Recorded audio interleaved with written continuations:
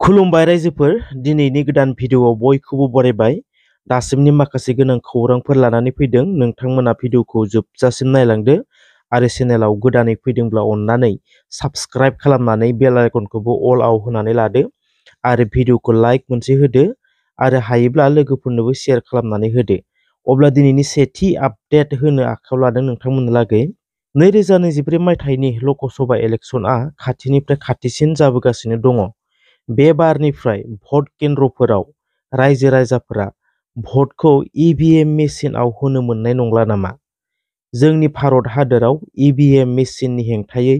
Advocate एबा उखिलफोरा रायजो राजाखौ लानानै सोमावसारगासिनो। ईवीएम मेसिनखौ 2 नम्बर एबा 2 नम्बर खालामनो हायो। फर एग्जाम्पल, कंग्रेसनो होनाय भटआ बीजेपीनियाव थांहोनानै बीजेपीनो होनाय भटखौ कंग्रेस एबा गुबुनाव थांहोनो हायो। बिनिखायनो ईवीएम मेसिनखौ बोखारनानै बैलेट पेपार बाहायनांगौ होनना एडभकेटफोरजों लोगोसेनो गोबां रायजो राजायाबो सोमावसारदों। नाथाय सुप्रिम कर्टआ दासिमहालागै बिथांमोननि दाबिखौ रेसपन्ड होआखै होनना मिथिनो मोननाय जादों आरो इलेक्शन कमिसनाबो जेबो रेसपन्ड होआखै होननानै खोनानो मोननाय जादों। मख'नो गोनांदि एडभकेटफोरा 100% फोरमान होनो हागोन होनना बुंदों आरो बिथांमोना सुप्रिम कर्टआव हाबनानैबो दिन्थिनो नागिरदों जे ईवीएमखौ माबोरै 2 नम्बर खालामनो हायो। नाथाय दासिमाव सुप्रिम कर्ट आरो इलेक्शन कमिसनआ जेबो रेसपन्ड होआखै होननानै मिथिनो मोननाय जादों। मख'नो गोनांदि बिथांमोना बे सोमावसारनायनि थाखाय पुलिसजोंबो खाजादोंमोन, नाथाय रायजो राजानि सापर्ट बांसिननिफ्राय बांसिन मोननानै सोमावसारनाया गोख्रोंसिन जानायखौ नुनो मोनदों। मख'नो गोनांदि बिथांमोना रायजोनि सिगाङाव प्रेक्टिकेलि माबायदिहै बे ईवीएम मेसिनखौ 2 नम्बर खालामनो हायो, माबायदिहै ईवीएम मेसिनावहाय गुबुननि भटखौ खावनो हायो, बेखौबो बिथांमोना प्रुफ हिसाबै दिन्थिदों मिडियाफोरनि गेजेराव आरो रायजो राजाफोरनि गेजेराव। नाथाय बिथांमोननि सोमावसारनाया साक्सेस जागोन ना जाया जोङो बेखौ सम फैब्लासो मिन्थिसिगोन, समासो जोंनो दिन्थिलांसिगोन। नैथि आपडेट नोंथांमोननो होनो थाखाय आखायाव लादों। BKWSCनि दैदेनगिरिफ्रा दुखु मोननाय फोरमायदों। BKWSCनि गामि सोसननाय आरो भिलेज नटिफिकेशनआ मानो दाबो आबुङै जायाखै? बिटिआर एकर्डआ 3 बोसोर बारलांबाय, नाथाय BKWSCआ मानो दिनैसिम मावफुंजायाखिसै? BKWSCनि मुङाव मोननांगौ रांबावजाखौबो मानो दाबो मोनाखिसै? धेमाजि जिल्ला आबसुनि दैदेनगिरिफोर आरो धेमाजि जिल्ला इउबिपिअनि बानजायनायाव धेमाजि जिल्ला इउबिपिअनि मावखुलियाव माखासे माहारियारि आफादफोरखौ लानानै BKWSCखौ आबुङै दाफुंनो थाखाय मा राहा लानाया गाहाम जागोन बिनि सायाव गुवारै सावरायनाय जालाङो। फैगौ एमपि इलेक्शननि सिगांनो बिटिआरनि क्लजफोरखौ मावफुंनायनि कमिटमेन्ट होदोंमोन, नाथाय दिनैसिमबो मानो मावफुङाखिसै? धेमाजि जिल्ला एबसु आरो इउबिपिअ आफादआ जयै लोगो नांनानै सरकारनो दिन्थिलांगोन जोंनि खुद्रिनायखौ होननानै बुंदों धेमाजि जिल्ला एबसु आफादनिफ्राय। बिटिआर रायजोआव रोजा रोजा सुबुंनो लेन्ड टाइटेल फोरमान बिलाइ रानदों। थांनाय मैया हल्टुगाव आरो कसुगाव डिभिजनाव गासै 10,048 नखरनो लेन्ड टाइटेल फोरमान बिलाइखौ राननानै होयो। बिटिआरनि इएम रनजित बसुमतारिया बिथाङा खौरांगिरिनि सिगाङाव माखासे गोनां बाथ्राफोर फोरमायदों। रायजो राजानि थाखाय इउपिपिएल सरकारआ 3 बोसोराव 1 लाखनिबो बांसिन सुबुंफोरनो लेन्ड टाइटेल फोरमान बिलाइ होबाय आरो आद्रा थानाय 2 बोसोराव 100% हायाब्लाबो 90+% सुबुंफोरनो हानि जेंनाखौ फोजोबगोन होनना बाथ्रा होदों। रायजो राजाखौ गोदानै हाग्रा सिफायनो नाङा होननानैबो बिथाङा खावलायदों इएम रनजित बसुमतारिया। नेक्स्ट आपडेट नोंथांमोननि थाखाय होनो आखायाव लादों। नब कुमार सरनियानि एसटि सार्टिफिकेटखौहाय दानना होनो हाबाय होननानै फोरमायदों आरो उनबाराव नब कुमार सरनिया क'क्राझाराव एसटि खथायाव एसटिनि जानानै आरो इलेक्शन गेलेनो मोननाय नंला होननानै मिथिनो मोननाय जादों। नोंथांमोना नैबे भिडिअ क्लिपखौ ससे नायबानो बुजि मोनगोन। खामानि मावनो हागोन बादिखौ जोंबो सानाखिमोन। उनाव बे आदानि जेसेबां नाजानाय, आदानि जेसेबांखिनि बे गासैबो आयेन थाइननि खोथाफोरखौ मिथिनानै जोङो आंबो मोनसे साहस खालामफाबाय जे बे नोंगौ जों बेखौ नांगौ आरो बे जोंनि थाखाय बिराद गोनांथार होननानै गोदो आवगायाव मावदोंमोन नाथाय जोङो दा जों ज' दंमोन नाथाय लासैनो गुगालांजोबनानै रावबो मानसिफ्रानो बे खामानियाव आखाइ होआसै इभेन जोंनि गोरों गोराफ्राबो प्रफेसार लेक्सारारनिफ्राय लानानै बुंजायो बे माथो बर' कसारि खासेनो बर'खासो बिनि सार्टिफिकेटखौ बोरै दाननो हानांगौ माथो हाइकर्ट सुप्रिम कर्ट देरहाबायनो बेबायदि होनजानायाव जोंखौ अनेक मरेल डाउन होदोंमोन अनेक जोंखौ अपरस्थ होदोंमोन थेवबो जों नाजादों दा बेखौल' रायजो राजाफ्रा मिन्थिनो लुबैदों जे जों गावजों गाव बुंलायबाय थादों जे माब्रै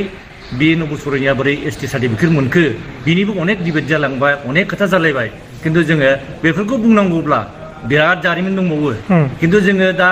बै सिगांनि थांनाय इलेक्सन केस होनानै 2014निफ्राय नांदों बेखौ इलेक्सन जेला जे नबुसरनि दारायजेनो बे समनिफ्राय खिन्थु बेखौ बाद होनानै जेला इलेक्सन केसा मोननैबो जोङो हाइकर्ट सुप्रिम कर्टआव जेनबाय होननानै बुंबाय होमबा सिरि थाजोब्बाय बयबो फावसायनानै थाजोब्बाय खिन्थु जों आदा आरो आं स्पेसियेलि स्क्रुटिनि कमिटियाव जोङो नांफिननानै ओरैबायदि जोङो एकदम नांथाबबाय ओरैबायदि नाजाबाय जों मोनफ्रोमबो आयेननि मोनफ्रोमबो दफानि मोनफ्रोमबो माबे इन्डियान कनस्टिटिउसनाव मा आयेनजों जोङो बे एसटि नङै मानसिखौ जों बोरै एसटि गनायनानै लानो आरो जों बेखौ बोरै फोजोबनो हागोन बेखौ जों नागिरनानै मोनबाय दा लास्टआव जोङो बेखौ जेला जों स्क्रुटिनि कमिटियाव होयो बे समाव जोङो बेखौ आरो जोङो कर्टआव होदोंमोन जे स्क्रुटिनि कमिटिया जोङो अलमस्ट गासिबो माने प्रसेसखौ फोजोबबाय बे बिसिबां इनकुवारि खालामनांगौ बिसिबां फोजोबबाय थेवबो दानासै दानैलाय जोङो बिसोरनो मोनसे आवगायाव मोनसे बे केसखौ बेखौ फोजोबनो थाखाय जों PIL केस होदोंमोन बे PIL केसाव हाइकर्टआ होनबाय जे PIL केसाव जोङो बे PIL केसखौ जों अर्डार होनबाय 2023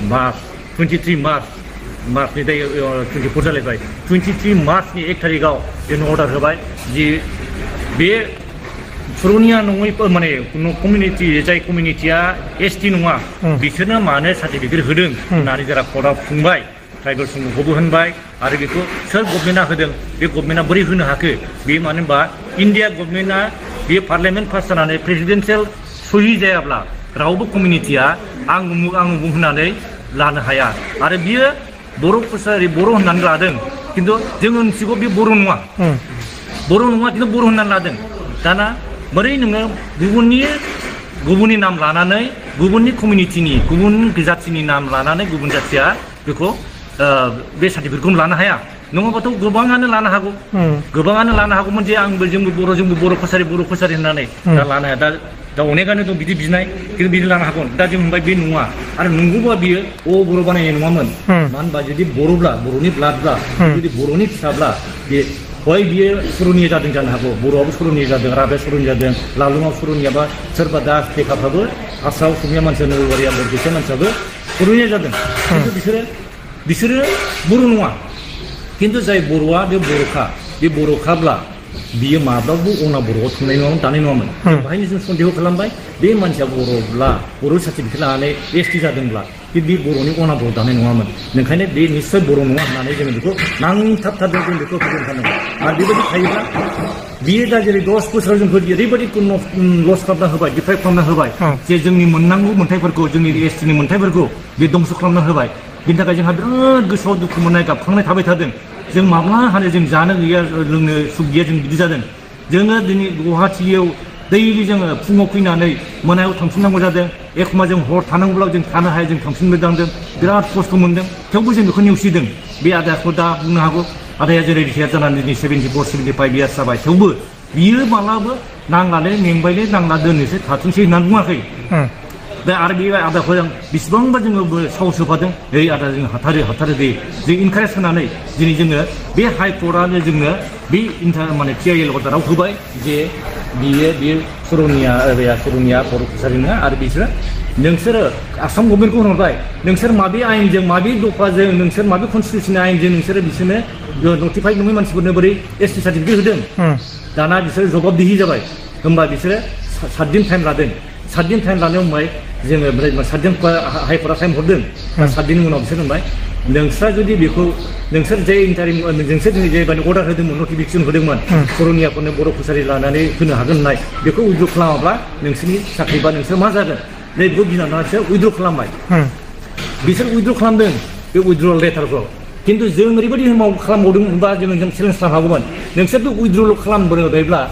उइद्रल खालामनानै एथ' गिदिर क्राइम खालामनाय बायदि जोंनि जातिखौ दंस' खालामबाय खिन्थु बे उइद्र खालामनायजोंनो बिस्रा गबाय उइद्र खालामनाय माने ओरैबायदि पुरनिया जातिफोरनो जों होदोंमोन भुल खौमे खिन्थु जों उइद्र खालामना लाबाय माने गैला बे समनिफ्रायनो गैखालामोन दा जोङो बिनि सार्टिफिकेटखौ दाननो हानांसिगौमोन बै समावनो जोङो इण्डिया गभर्नमेन्टआव पार्लियामेन्टआव थांनानै बेखौ दाननो हानांसिगौमोन नाथाय जोंनि खमजोरिखौ नुबाय जे जों सानै साथामल' खामानि मावनानै बे जोंनि एथ'ल' बर'नि संगठन गिदिर गिदिर संगठनफोर दङ दल संगठन दङ मानो बिसोर नाङाखै नैबे खमजोरि जोंखौ खमजोरि मोननानै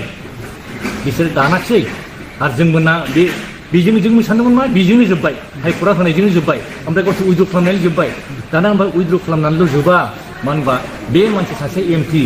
एमपि जालायनाय बे भट गेलेनानै देरहानाय दा बेखौ इन्डिभिजुवेल बिनि केसखौ दाननांगौ दा इन्डिभिजुवेल बिनि सार्टिफिकेटखौ दाननांगौ मारै दानगोन नैबे स्टेट लेभेल स्क्रुटिनि कमिटिया दाना जोङो हाइकर्ट मोनदोंब्लाबो जों दुगा जानो हायाखै जों रंजायाखै जों हाइकर्टआव देरहाबाय जों देरहानायखौनो जों बुंदों जे जों देरहाबाय बे समाव आदाया बिराद बेमार लोमजादोंमोन थेवबो जोङो गुवाहाटिसिम फैबावनानै जे जों बे अर्डारखौ लांबाय ओमफ्राय जोङो बे अर्डारजोंबाबो जों दुगा जायाखै जोंना मा बिनि सार्टिफिकेट दाननो थारनांगौ बिनि सार्टिफिकेट दानहोबासो जोङो बेखौ एमपि सिटनिफ्राय जों बोख्लायनो हागोन नै बेखौ नाजायो दाना जोङो बेखौ जेला खालामबावो होनबा जे जोङो बे हाइकर्टनि मोनखांनाय लोगो लोगो हाइकर्टनि 1 थारिखआव जों मोननाय लोगो लोगो हाइकर्टखौ जोङो अर्डार मोननाय लोगो लोगो हाइकर्टनि अर्डार मोनखांनानै जोङो 3, 4, 5 सानथाम थानायनि उनाव 6 थारिखआव जोङो बाहाय माने दावलिफुथियाव फैबाय जे हाइकर्टआबो बिबायदि अर्डार होबाय सिकिउरिटि कमिटिनियाबो जोबखाबाय नोंसोर दानदो जेला जों होफैयो होनबा बिसोर र' होनै दानाखिसै नालाय बिसोरो मार्च एप्रिल मे जुन थांबाय होनबा जोङो दाना बेखौ कर्टआव होबाय जे जोंनो दासिमबो बेखौ होआखै कर्टआ जोंनो बेखौ बिनि जे कर्टआव हाइकर्ट सुप्रिम कर्टनि अर्डार मथे 3 मासजों फोजोबनांगौमोन सिकिउरिटिनि कमिटिया 3 मासाव जोङो दा दिनैसिम 3 बोसोर जाबाय दानाखै आरो दा जों सिकिउरिटिनि कमिटिया जोबनायावबो दानाखै होननानै बुंनाया जेला होबाय होनबा बे हाइकर्टआ 2 मासनि टाइम हरबाय 2 मासनिया जोंनो फेब्रुवारि मार्चआव होदोंमोन दाना फेब्रुवारि मार्चनिफ्राय नै दिनैसिम मोनसे जागोन 10 मास थांबाय 10 मास कन्टेम्प जों 10 माससिम थांबाय 10 मास थांनायनिफ्राय नै जों दाखालि बेखौ कन्टेम्प होबाय जेला कन्टेम्प खालामनानै होयो कन्टेम्प होनायावबो बिसोरो दोनै दानसै दानाखै मानो होनबा जोंनि खमजोरिखौ मोनबाय जे कन्टेम्पआवबो दानो मानो होनबा बिसोरहा ओरैबायदि पावार दङ सासे एमपि आरो बियो माबे संगठननिफ्राय फैनाय नोंसोर रायजो राजाफ्रा मिथिगौ नोंथांमोनहा मिथिगौ बे माबे संगठन होनाय बे गुवाहाटियाव ओरैबायदि बे राजत्व जायनि थाखाय जोङो थाखोमा जोङो खामानि मावनांदों दिसपुराव बिनि मानसि जोब हाइकर्टआव बिनि मानसि जोब थेवबो जों थाखोमानानै लास्ट पर्यन्त जों थेवबो चेलेन्ज खालामदों जे जोङो कर्टआ जोंनो सानसे जोंनो जों बे कर्टनि बे आयेनजों जों देरहाथारगोन जोंहा बे बिश्वासखौ लानानै जों दिनै हाइकर्टखौ जों धन्यबाद होयो आरो दिनै जोङो सिकिउरिटिनि कमिटिया बे हाइकर्टनि अर्डार मथेनो बिसोर कन्टेम्पआव जों जेला होबाय कन्टेम्पखौ दोननो हादोंमोन कन्टेम्पखौ बेसेबां गोबाव दोनदों नोंसोरो 6 मास 7 मास 8 मास 10 माससिम दोनदों दोननायनि उनाव कन्टेम्पखौ दा लास्ट पर्यन्त जोंनि उकिला आरो प्रसेस खालामबावनानै खायदा खालामबावनानै माबे आयेनजों माबे रुलजों माबा खालामनो हायो बेखौ खालामबावना हरबाय बे हरनाय लोगो लोगोसो दा बिसोरो बे दानबाय दिनै दानबाय बेसेबां गोबाव जों खस्थ' मोनबाय दिनै